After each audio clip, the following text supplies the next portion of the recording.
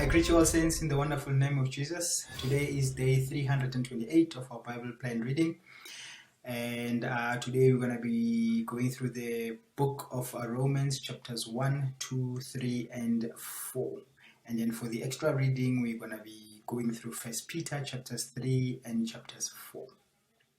Now, the summary of chapters 1 is where Paul is talking about the sinfulness of humanity. Now, what that means is it is within our nature to be sinful.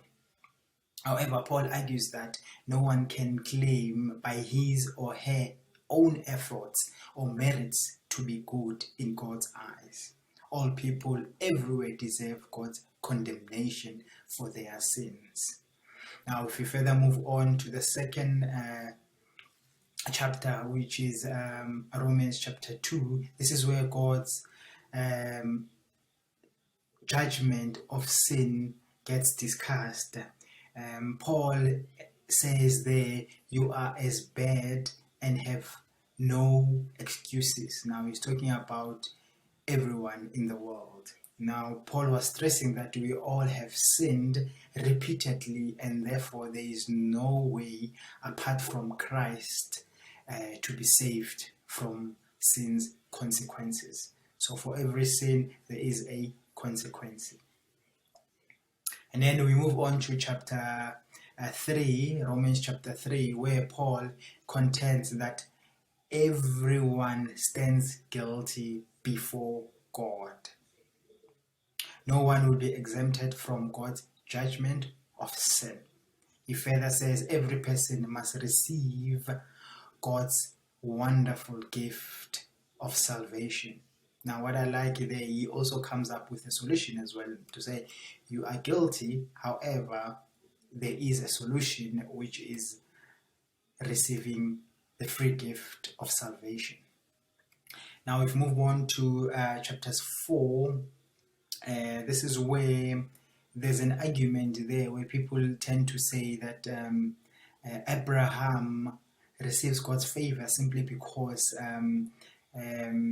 he performed God's rituals such as circumcision, and to name just a few. However, Paul points out that the ritual did not earn Abraham's God's acceptance.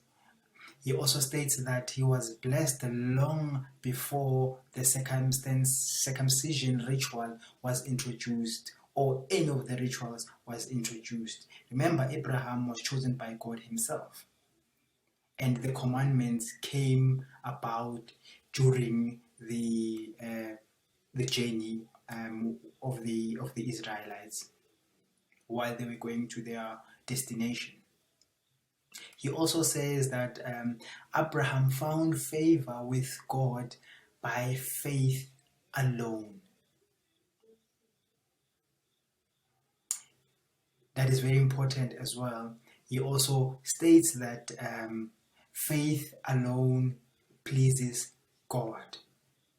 Now, the most important lesson that one can learn from all this reading is the fact that we too are saved, or can be saved, by faith and not by trying to be good in the eyes of the Lord.